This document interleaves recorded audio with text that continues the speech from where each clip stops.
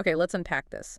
Imagine a colossal jigsaw puzzle with, I don't know, centuries worth of pieces, each one representing a different fight, a unique philosophy, a distinct leader. Hmm. That's not just a puzzle, that's the Indian independence movement. It's a story far richer, far more complex than the single narrative we often hear. Absolutely. A truly dynamic struggle.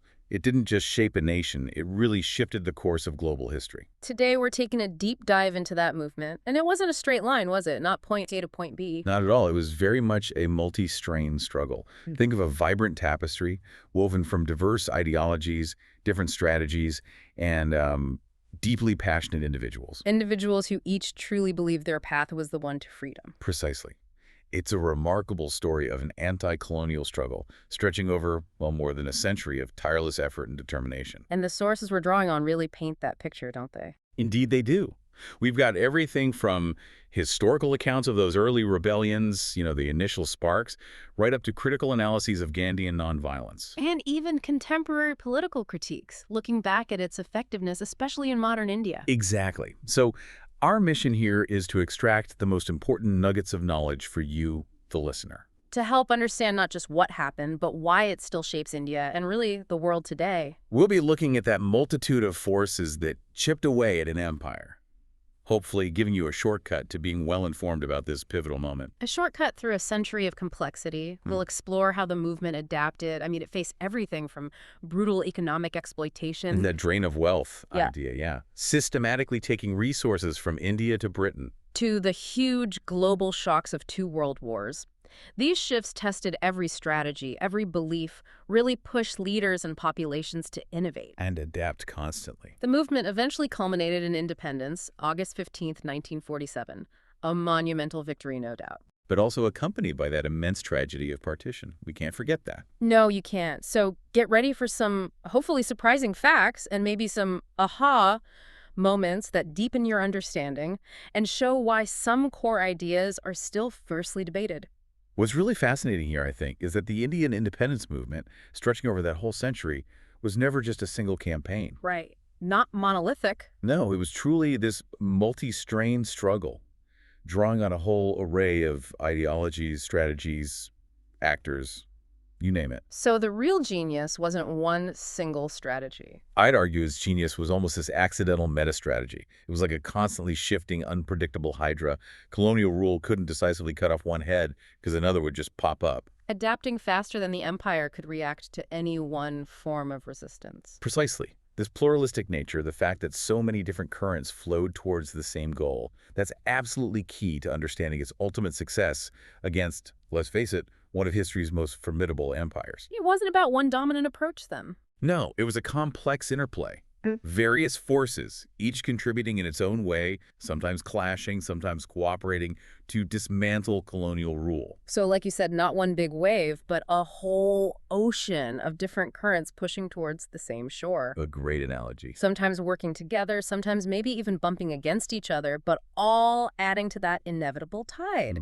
We're talking everything from, quiet petitions and constitutional debates. Where leaders tried to work within the British system, using their own rules against them, in a way. To outright armed rebellions, and then, of course, the global phenomenon of Gandhian nonviolence. Which mobilized millions through peaceful yet incredibly powerful defiance. It's really the definition of a comprehensive, multifaceted approach to liberation, a masterclass in strategic adaptability almost. At the heart of much of this, though, was the Indian National Congress, the INC. Right, the big player. It evolved dramatically. It started out as, well, frankly, an elite debating society back in 1885. Mostly educated professionals. Just talking amongst themselves initially. Pretty much.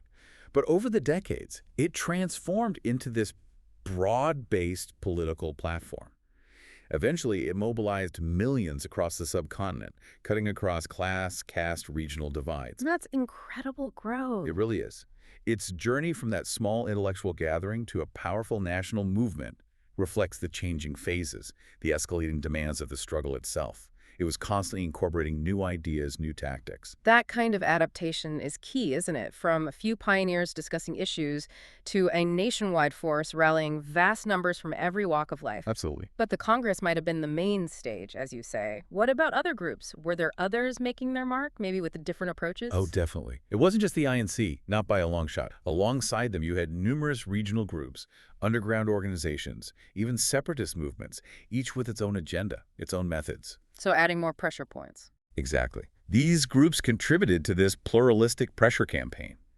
It created a relentless multi-front challenge that the British, who were already significantly weakened and financially strained by World War II, simply couldn't withstand in the end. So the British weren't just fighting one enemy or one ideology. No, they faced a whole spectrum of resistance. It made their hold on India increasingly untenable, forced them to commit resources on multiple, often contradictory fronts.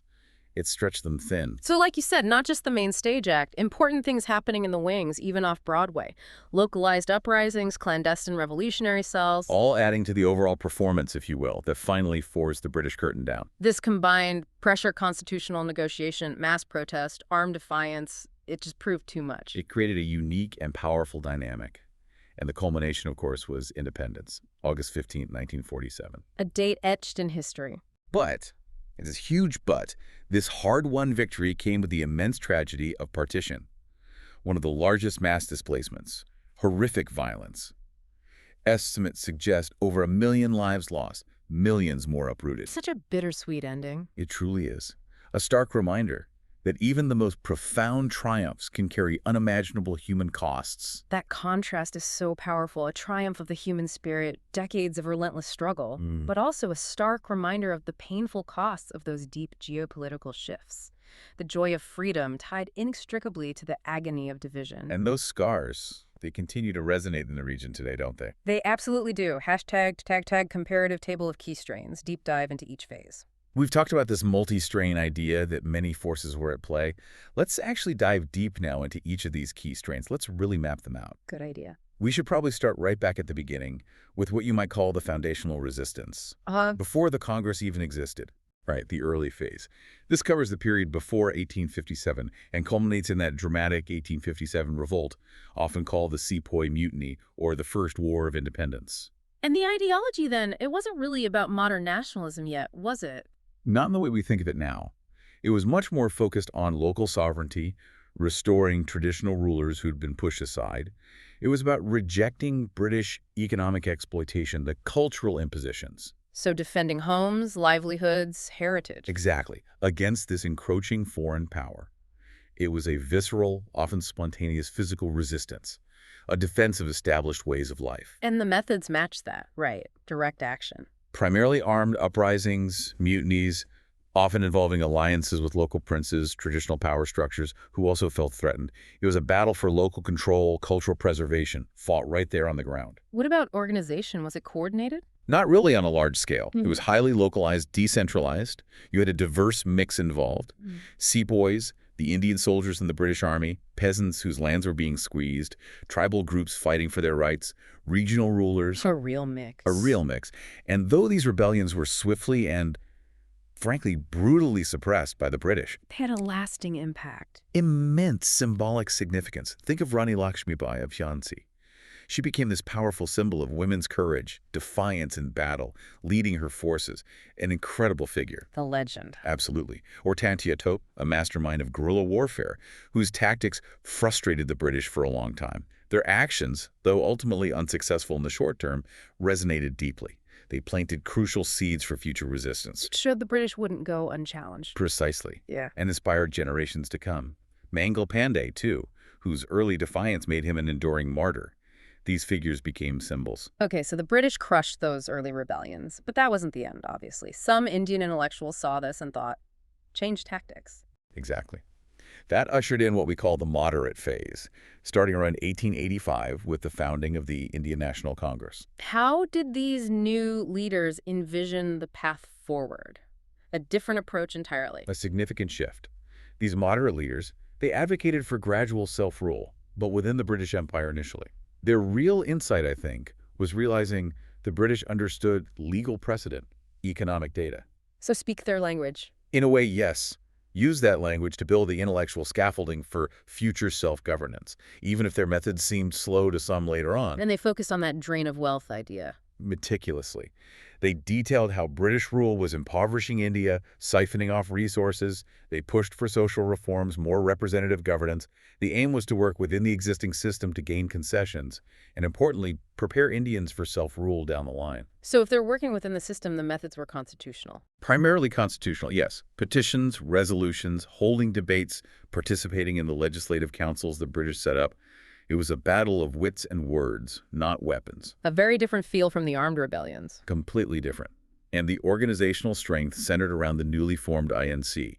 The leadership was largely elite, urban-based, educated professionals. So influential, but maybe not reaching the masses yet. Initially, yes.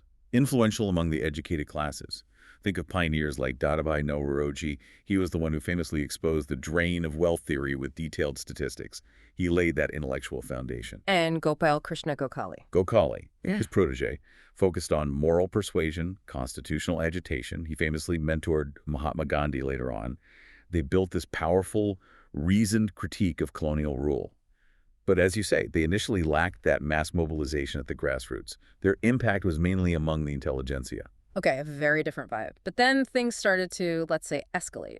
After the moderates laid that groundwork, the extremist or Swadeshi phase emerged. That's right, roughly 1905 to 1919.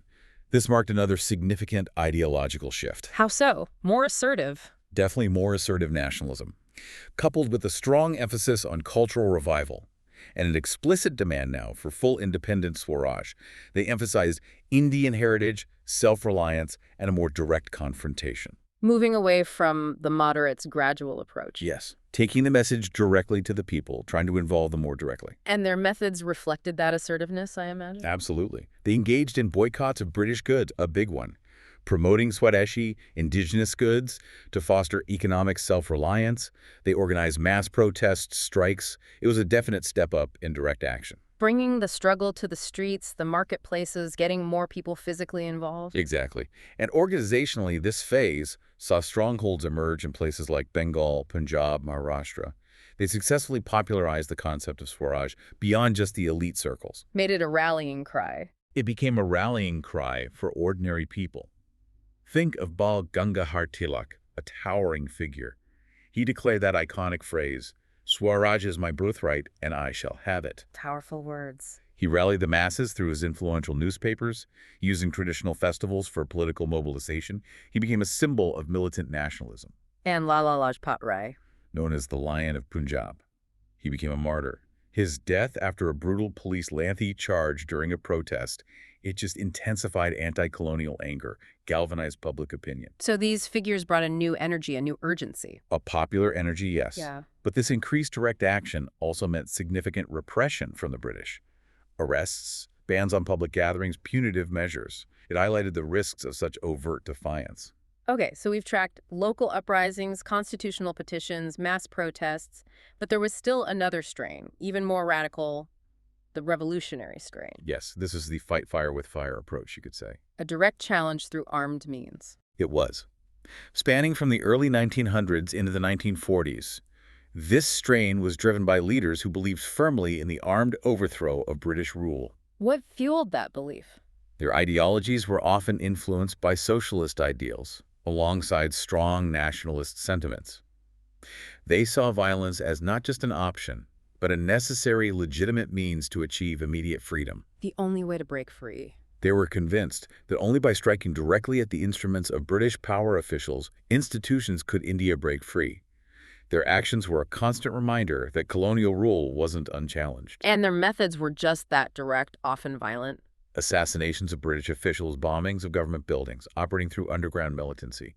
And later, this strain even included organized armed campaigns like the Indian National Army, the INA, under Subhas Chandra Bose. How were they organized? Secretly. Mostly through secret societies. Groups like Anushalan Samiti, the Hindustan Socialist Republican Association, or HSRA, they operated clandestinely. Numerically, they were limited compared to the mass movements. But symbolically powerful. Hugely powerful. Their actions inspired many, particularly the youth, by demonstrating this uncompromising defiance. Think of Bhagat Singh, A huge icon. became a massive Yeah. youth icon, popularized socialist thought through daring acts, revolutionary statements in court, and ultimately his martyrdom. He challenged the very legitimacy of British courts, inspired a generation to radical action. And Subhas Chandra Bose, operating from outside India. Yes, he mobilized the Indian National Army, INA, with Axis support during World War II. The INA trials after the war, in 1945-46, really shook colonial confidence. How so? They highlighted the potential disloyalty of Indian soldiers within the British Army itself. It showed cracks in the very foundation of their military control, a powerful, even if external, military defiance. Okay, now we arrive at perhaps the most globally recognized strain, one that really transformed the scale, the moral force of the movement, the Gandhian phase. Yes, 1919 to 1947, this was truly transformative. This is where it became a true mass movement, wasn't it? Absolutely. Gandhi's ideologies centered on nonviolence, Ahimsa, and Satyagraha, the pursuit of truth through nonviolent resistance. More than just tactics, right? A whole philosophy. A whole philosophy. It included an inclusive nationalism, consciously trying to encompass all religions, all castes. And Gandhi championed significant social reforms, especially against untouchability. The struggle became as much about internal societal change as external political liberation. And his methods are iconic. Mass civil disobedience campaigns, those famous symbolic marches like the Salt March, widespread boycotts of British goods, institutions, hartals or strikes, all designed to disrupt colonial administration peacefully but powerfully. Making every citizen a potential participant. That was the genius. His organizational strength was unprecedented. He transformed the INC. Remember, at the 1929 session, he radically restructured it, created provincial, village-level committees. Taking it grassroots. Completely. Yeah. Membership exploded from thousands to millions. He achieved this unprecedented mobilization across all sections of society, women, peasants, marginalized communities, a truly national, inclusive endeavor. And the key leaders, obviously Gandhi himself. Mahatma Gandhi, yes, became a global beacon of nonviolence. His Champaran Satyagraha, the Salt March, Quit India, they brought unprecedented mass participation, immense moral authority. And Nehru. Jawaharlal Nehru worked closely with Gandhi. He articulated those secular socialist visions for independent India, became its first prime minister. And Sardar Patel, the Iron Man. Sardar Vallabhbhai Patel organized crucial peasant resistance, like the Bardoli Satyagraha, and later played that pivotal role in unifying India's hundreds of princely states into the Indian Union. He represented a pragmatic, resolute side to the leadership. But as with any complex story, there's another major thread here, one that ultimately led to that heartbreaking division: the Muslim League and the separatist strain. Yes, a crucial and ultimately tragic part of the narrative. This strain fundamentally changed the outcome, didn't it? It did. From around 1906 to 1947, the All India Muslim League initially focused on safeguarding Muslim rights and interests within a united India. But that changed. Over time, yes, largely in response to growing communal tensions and fears among segments of the Muslim population about their status, their security, in a potential Hindu-majority independent India. So it evolved towards separatism. It evolved, eventually embracing the two-nation theory, the idea that Hindus and Muslims were distinct nations, and demanding a separate Muslim state, Pakistan. And their methods were different, too. More political negotiation. A lot of political negotiation with the British and Congress, advocating for separate electorates for Muslims to guarantee representation, and organizing mass mobilizations, like the Direct Action Day in 1946. Which unfortunately turned violent. Tragically so. It led to widespread violence, deepening the communal divide. Organizationally, the Muslim League started small, representing elite interests, but grew into a powerful mass movement by the 1940s, especially as the demand for Pakistan gained momentum. Became a force that couldn't be ignored. Absolutely. Pivotal in the politics leading to partition. Muhammad Ali Jinnah, a key figure. Who was once with the Congress, wasn't he? Yes, an early Congress ally. But he evolved into the Quaid-e-Azam, the great leader of Pakistan. He spearheaded the Lahore Resolution in 1940, formally calling for that separate state, played a decisive role in securing partition, fundamentally altering the map. It's vital, though, isn't it, to remember the inclusivity across many of these strains. Women played huge roles. Absolutely vital. Women leaders like Sarojini Naidu, an important figure in the Gandhian movement, a powerful orator, and Aruna Asaf Ali, known for her courageous role in the Quit India movement, especially leading underground activities when top leaders were jailed. They expanded the struggle. They, and countless others expanded the inclusivity, showed that independence was a collective national endeavor, not limited by gender, class, or region, a unified aspiration drawing from every segment of society. So, looking at all these distinct approaches, it's just incredible. So many different people, ideas, operating in parallel, sometimes in tensions, sometimes together. How did this interplay actually work to dismantle an empire? Hashtag the road to independence and the hybrid movement's success. Well, if we connect all these threads to the bigger picture, India's independence wasn't sudden. It wasn't a gift. It wasn't the result of one single decisive moment. More of a slow burn. Exactly. It was the culmination of long-term attrition of British power, plus profound global upheaval, shifting geopolitics. It all steadily eroded the empire's capacity, and maybe more importantly, its will to rule. So weakening from within and without. Precisely. Economic strain, social changes back in Britain, shifting global power dynamics after the wars. It created a perfect storm for decolonization. So less one knockout punch, more like 1,000 cuts wearing down the opponent over decades. That's a way to put it. While the world around them was also changing dramatically, forcing them to reevaluate their priorities, it was an unstoppable force meeting an object that eventually just had to move. Can we pinpoint key moments in that erosion? The decades leading up. Definitely. Let's look at the 1930s. You had those mass civil disobedience movements, led by Gandhi primarily. They significantly eroded British legitimacy, made direct rule increasingly difficult, costly to maintain. The sheer scale of participation. Yes, it made governing the subcontinent a logistical and financial nightmare for the colonial administration. As a concession, you get the Government of India Act of 1935. Which granted some autonomy. Limited provincial autonomy, yes. It demonstrated the British willingness to negotiate, albeit reluctantly. A small step towards self-governance, but it also exposed the limits of their control. And then came World War II, a massive turning point. Huge. 1939 to 1945. Britain unilaterally dragged India into the war. No consultation with Indian leaders. Which must have caused huge resentment. Widespread resentment. Reinforced that sense of colonial exploitation. In response, Gandhi launched the Quit India movement in 1942, do or die, demanding immediate British withdrawal. Which led to mass arrests. Mass arrests of top leaders, yes.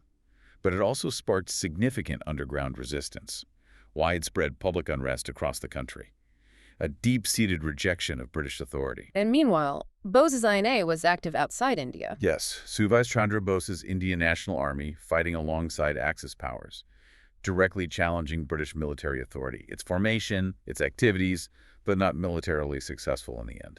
Psychologically damaging for the British. Deeply rattled them. Showed disloyalty within their own ranks. Then add the Royal Indian Navy mutiny in 1946. Indian sailors rising up. That must have been alarming. Severely weakened British control over its own armed forces. A serious challenge from within their own key institutions. A clear sign that the loyalty of the pillars of the empire was wavering. Continued rule looked increasingly untenable. And the post-war situation for Britain. Stark realities.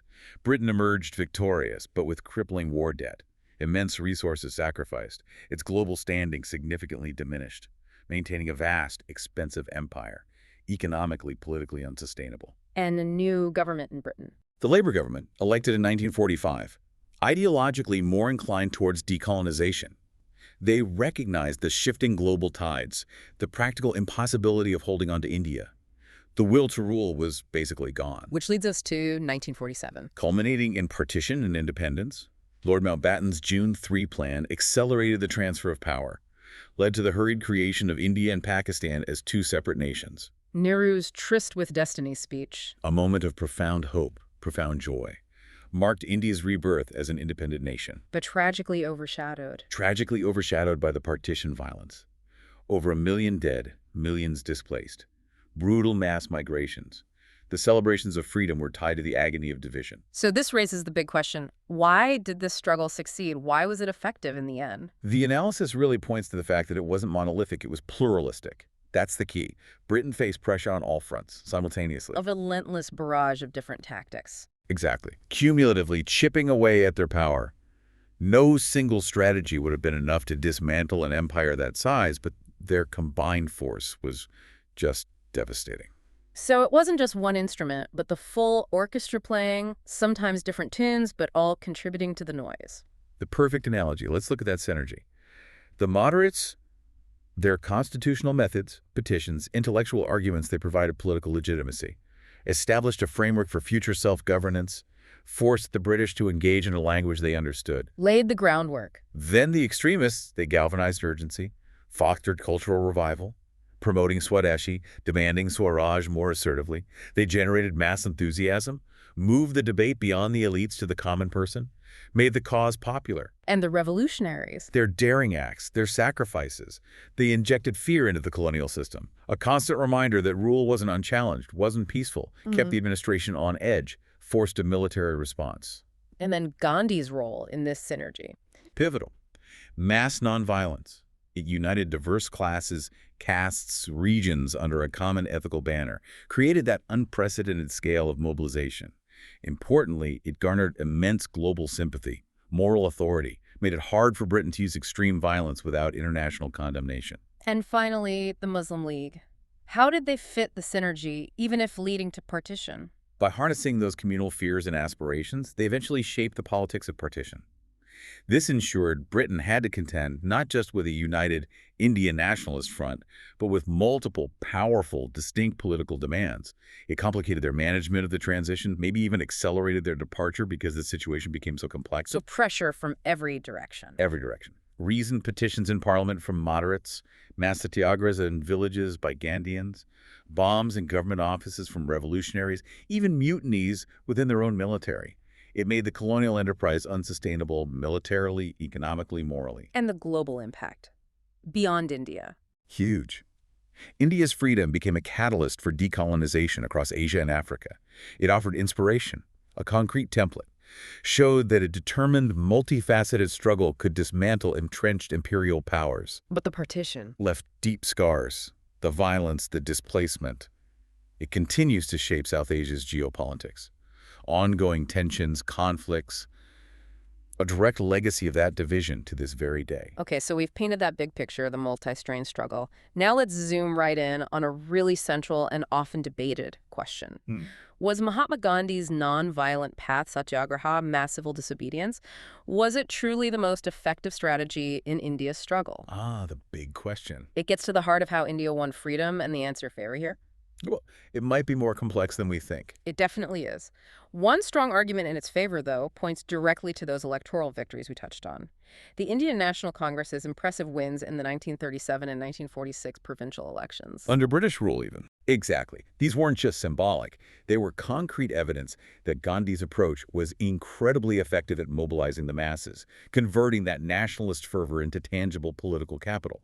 It forced the British to acknowledge the popular will right there at the ballot box. A direct challenge to their legitimacy. Let's dig into that electoral evidence. The Government of India Act of 1935, that set the stage. It did. A significant, though limited, step. Introduced provincial autonomy, giving Indian elected representatives more control locally. But the franchise was still very restricted. Only 10–15% of adults could vote, based on property, education, tax. So not exactly universal suffrage. Far from it. But despite those constraints, Congress's performance really highlighted Gandhi's success in transforming the party from that elite body into a genuine mass movement with undeniable popular support. So the 1937 elections, how did Congress do? Remarkably well. They contested in 11 provinces, won 716 out of 1,585 seats overall, secured clear majorities in major provinces: Madras, Bombay, Bihar, Orissa, United Provinces, Central Provinces. It's a strong showing. What about the Muslim League, then? In stark contrast, the League got only 109 seats, revealed its relatively weak grassroots presence outside the Muslim-majority provinces at that time. And Congress formed government. Formed ministries in 7 provinces, enacted reforms like peasant debt relief, promoting khadi, the homespun cloth, expanding education, all policies right out of the Gandhian playbook. Self-reliance, rural upliftment. These were acts of governance aligned with nationalist ideals. Then the 1946 elections, the final ones before independence. They further cemented Congress's dominance. Despite wartime repression, the Quit India movement fallout.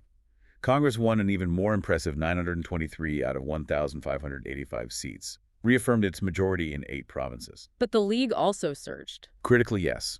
The Muslim League surged significantly in the Muslim reserve constituencies, winning 425 out of 496. This highlighted that escalating communal polarization that would, tragically, lead to partition. So a mixed picture in 46. Politically, yes. But Congress's overall sweep still demonstrated the enduring resonance, the organizational power of Gandhian mass mobilization. These victories weren't just numbers. They symbolized immense legitimacy. Force the British hand. They forced the British government to recognize Congress as the principal voice of Indian aspirations, profoundly influenced the 1946 Cabinet Mission Plan, the subsequent negotiations for transfer of power. The ballot box, even limited, was a testament to Gandhi's reach. So what was his magic then? How did he get so many people involved, make them feel part of it, turn that sentiment into actual votes and power? His genius, I think, lay in transforming the struggle, taking it from an elite discourse confined to educated circles into a mass participatory movement that touched ordinary lives everywhere across India. How did he achieve that participation? Well, remember the INC reorganization at Nagpur in 1920, creating provincial, village-level committees. That rapidly expanded membership to millions, made it truly grassroots. And the big campaigns. The non-cooperation movement, 1920-22, mobilized everyone, students, lawyers, peasants, boycotting British institutions. Over 30,000 arrests showed its reach. Peaceful defiance filling the jails. And the Salt March. Civil disobedience, 1930-34, epitomized by the Salt March. Gandhi walking 240 miles to defy the salt tax. That single act inspired parallel protests, defiance across maybe 60,000 villages. A nationwide ripple effect. Even quit India in '42, despite the repression. Over 100,000 arrests, severe repression. But it sparked widespread underground activity, showed the incredible scalability, the resilience of nonviolent resistance, even facing brutal force. So participation was one thing. What about raising political consciousness, making people understand the struggle? Masterful at that. His symbolic actions making salt, spinning khadi to boycott British textiles, fasting as moral protests, they turned abstract critiques of colonialism into everyday practices. Accessible, relatable. He made the struggle personal. Exactly. Fostered a shared purpose. His emphasis on self-reliance, rural industry, and especially his fervent campaigns against untouchability that broadened the social base massively, brought in peasants, women, marginalized communities like Dalits who felt excluded before. Gave them a stake. And dignity. By framing the struggle as a moral confrontation against an unjust empire, he gave the oppressed a profound sense of dignity, agency, while painting the British as morally illegitimate, eroding their authority globally. Democratizing politics itself. Absolutely crucial, turning sentiment into electoral momentum. Explains those sweeping victories, even with a limited franchise. So if Gandhi's path was so effective electorally and in mobilization, how did the other strains compare on those metrics? Good question. To assess Gandhi's effectiveness, you have to contrast it. Take the revolutionary movements. Leaders like Bhagat Singh, their assassinations, bombings, they definitely electrified the youth, injected fear. The limited participation. Their clandestine nature, inherently limited, broad, open participation, sustained mass mobilization. Bose's INA demonstrated military defiance, inspired mutinies, yes, but its reliance on Axis support carried risks, and it was ultimately external. So inspirational, but maybe not organizationally broad. They certainly pressured Britain, inspired segments, but they lacked that inclusive democratic infrastructure of the INC, couldn't easily convert resistance into electoral legitimacy or sustained mass governance within India. What about the earlier moderates and extremists before Gandhi really took over? The moderates, like Nauroji, Gokhale, they petitioned, intellectualized the critique, but largely failed to mobilize beyond the elites, impact mainly on intelligentsia. And the extremists? Tilak, Lajpat Rai. They had energized boycotts, Swadeshi campaigns, involved more people, yes, but often regionally limited, and critically, swiftly, and severely suppressed by the British. Arrests, bans, made sustained nationwide movements difficult. So Gandhi's strategy offered something unique. It uniquely combined inclusivity with moral legitimacy, created a way for millions to participate peacefully, minimizing risks of mass violent reprisals while sustaining momentum over decades. It was a long game, played brilliantly, continuous pressure domestically and internationally. But it wasn't perfect, right? You mentioned limitations. No strategy is. The rise of the Muslim League showed the limits of Congress's inclusivity, its failure to fully address the fears of a significant part of the Muslim population. That led to partition, a tragedy Gandhi himself mourned and couldn't stop, underscored the immense challenge of inclusive nationalism in such diversity. And external factors, Britain's weakness? Absolutely. Britain's weakened post-war position, economic debt, global decline was a huge structural factor. It created an opportune moment. Even the best strategy could only leverage that, not solely create it. So summing up his legacy, despite the complexities. Indelible. It gave India a democratic foundation. Yeah. Independence won through mass participation, popular will, not a coup or armed struggle, which often leads elsewhere. And Inspired icons, Martin Luther King Jr., Nelson Mandela, proved moral force could challenge entrenched systems of inequality, oppression, a powerful, enduring model for change that still resonates today. Okay, we've traced that complex path, seen Gandhi's central transformative role. But history isn't static, is it? Never. And today, in modern India, the very cornerstones of his philosophy are being actively re-examined. In a powerful, sometimes provocative way, it's fundamentally challenging how India sees its past and maybe its future. Precisely. This is where the deep dive takes a really fascinating contemporary turn. As India navigates the 21st century, particularly under the leadership of the Bharatiya Janata Party, the BJP critiques of Gandhi's doctrine have intensified, haven't they? They have. The argument put forward by critics is essentially this. While Ahimsa, nonviolence, succeeded against a constitutional democracy like Britain, a power susceptible to moral pressure, international opinion it might falter against systemic evil or violent extremism that operates completely outside that moral framework. So it raises a big question for us, for you, the listener. What is the right balance between moral conviction and pragmatic strength for a nation facing diverse, often ruthless threats in today's complex world? Gandhi saw nonviolence as almost divine law. He envisioned it as the supreme law of humanity, deeply rooted in moral, spiritual conviction. More than just a tactic, it was a way of life aimed at transforming the oppressor through moral appeal. But the critiques focus on its limitations. Where does it fall short, according to them? Several areas. First, the basic issue of law and order. Every functioning society relies on the legitimate use of force, police, courts, military for stability, justice. Gandhi acknowledged some exceptions, didn't he? Defensive violence. He did, under extreme conditions. He wasn't an absolute pacifist in all situations. But the critique argues that if nonviolence is applied as an absolute, universally binding principle, it risks paralyzing those essential security institutions, leaves society vulnerable to chaos, unable to protect citizens or uphold laws. What about facing truly evil regimes? This is often the starkest example cited. Gandhi's controversial call, and it was controversial even then for Jews to embrace nonviolence during the Holocaust. Widely condemned now as tragically naive by many historians, ethicists. Because Nazi Germany couldn't be swayed by moral appeals? Exactly. It's genocidal machinery, driven by racial hatred, total war. It wasn't susceptible to protests or non-cooperation. It was dismantled only by overwhelming military force.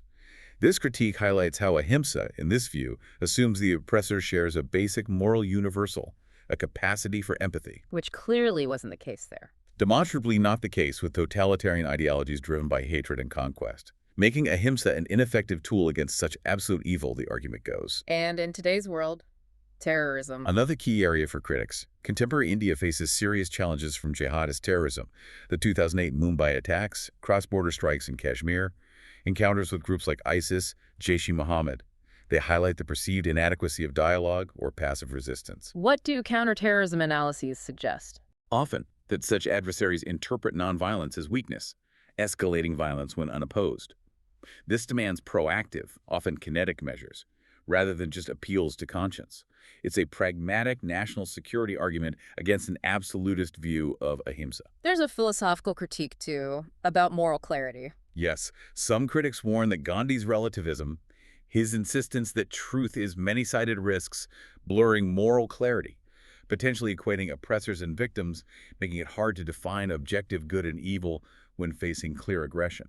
So the argument is his strategy worked against Britain's democratic setup. But would likely falter against regimes or groups unconstrained by law, morality, or public opinion, raising serious ethical dilemmas about protecting citizens and national values. That's a strong critique. And tied into this is the idea that India's freedom in 1947 was somehow incomplete. What's the argument there? It's multi-layered.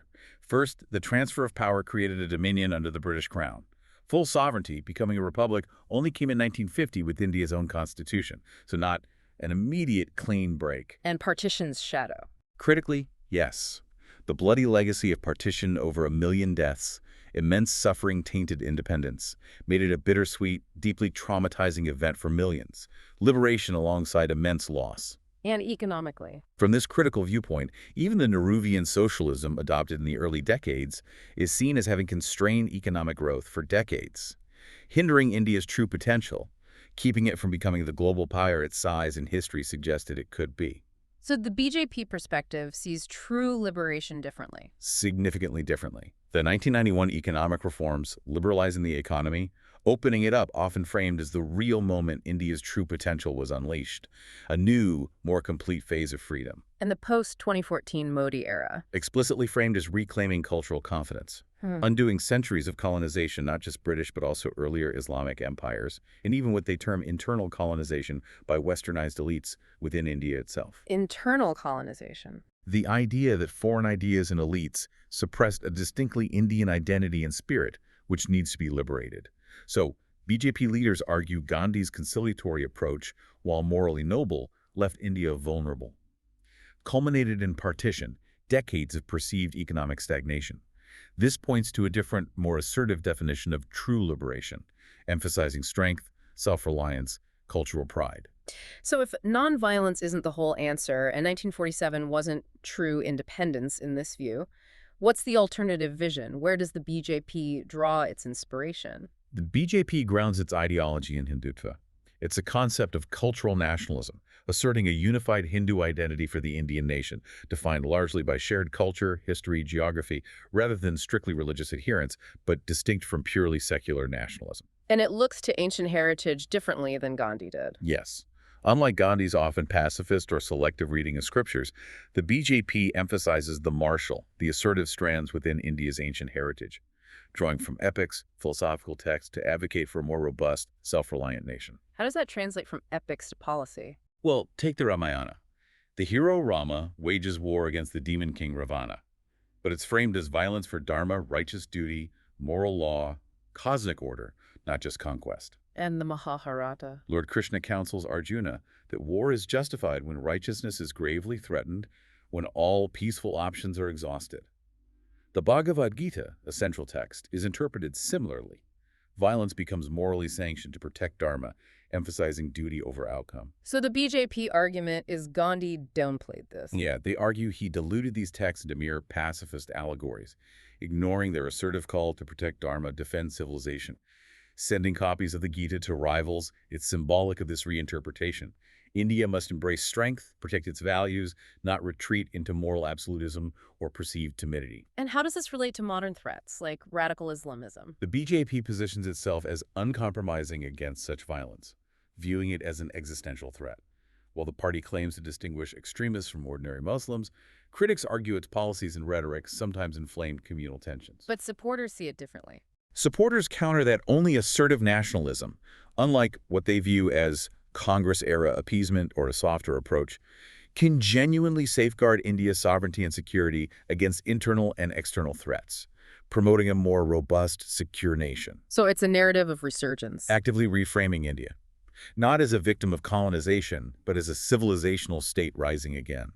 Reclaiming ancient glory, asserting its place globally with strength, not just moral righteousness, but pragmatic power projection. And who embodies this ideological shift most clearly today? Prime Minister Narendra Modi. His remarkable rise from a humble tea seller to the highest office symbolizes meritocracy, resilience, grit, often contrasted with perceived dynastic politics. And his image. His ascetic lifestyle yoga, simplicity, discipline strengthens his image as a leader connected to the people, dedicated to national service. Embodies a new kind of Indian strongman figure focused on national resurgence. What about his policies? Economic insecurity? Economically, initiatives like Make in India, Digital India, massive infrastructure drives all designed to position India as a $5 trillion economy, emphasizing strength, self-reliance, global competitiveness. And on security, a different approach. Repeatedly rejected passive responses to terrorism, exemplified by the 2016 surgical strikes after Uri, striking across the line of control. The 2019 Balakot airstrikes after Pulwama, targeting terror camps deep in Pakistan, and more recently, 2025's Operation Sindoor, hitting 9 camps across the border. A consistent policy. Reflecting a doctrine of preemption and deterrence. Projecting India as a regional power unwilling to absorb violence silently, unwilling to merely react defensively. But this approach has critics. Critics warn of authoritarian tendencies, potential minority alienation. Supporters, however, view Modi's assertiveness as the necessary antidote to decades of perceived timidity in foreign and security policy, essential for India's global standing in protecting its interests. It's fascinating, though, that the BJP, while critiquing the Congress era, deeply venerates a Congress stalwart like Sardar Patel. Why him? It is interesting. Despite being a prominent Congress leader, close to Gandhi, Sardar Vallabhbhai Patel, the Iron Man, is revered by the BJP. Why? Because his decisive integration of those 562 princely states into India after independence showcased pragmatic force, uncompromising leadership, Contrasted with others. often contrasted with what's perceived by some as the idealism or internationalism of other early leaders. Patel was seen as the man of action, focused on practical consolidation of the nation through resolute means. His firm hand avoided widespread fragmentation. And the Statue of Unity. That colossal monument, unveiled in 2018, dedicated to Patel, it directly embodies this reclamation of his legacy, positions him as a nationalist icon aligned with BJP values, unity achieved through strength, resolute action, a symbol of a strong, unified India. So for the BJP, Patel represents The kind of firm, pragmatic, uncompromising leadership they believe India needs now, facing contemporary threats. A historical figure aligning perfectly with their modern vision of a resurgent India prioritizing national strength. #outro. So what does this all mean? Where does this deep dive leave us? The Indian independence movement, it wasn't simply the triumph of Gandhian nonviolence, nor of any single faction. No, it was that collective outcome. Multiple overlapping strains, moderate, extremist, revolutionary, Gandhian, separatist together, they dismantled one of history's most powerful empires. Its moral triumph, especially nonviolence, remains globally influential, still inspires. But its limitations are being debated now. Increasingly debated within India today, especially when facing modern challenges like terrorism or potentially ruthless regimes. So what stands out to you from all this? The lessons. The enduring lessons are clear. Broad-based mobilization, inclusive leadership, adaptability to shifting contexts, these remain crucial for any struggle seeking justice, freedom. But the debate today goes further than just looking back, doesn't it? It's about what India needs now. Yeah. Exactly. As of 2025, the political debate in India isn't really about whether Ahimsa is noble. That's widely accepted as a moral ideal. The question is sufficiency. It's about whether it is sufficient for an emerging global power navigating a complex, often hostile world. The emerging consensus in some powerful quarters suggests true sovereignty demands a delicate, often difficult balance. The balance between Peace and power. Ahimsa and Arjuna's bow, to use that metaphor from the Gita, raises a question for you, the listener. What do you think is the right balance for a nation grappling with its past, charting its future in such a complex world?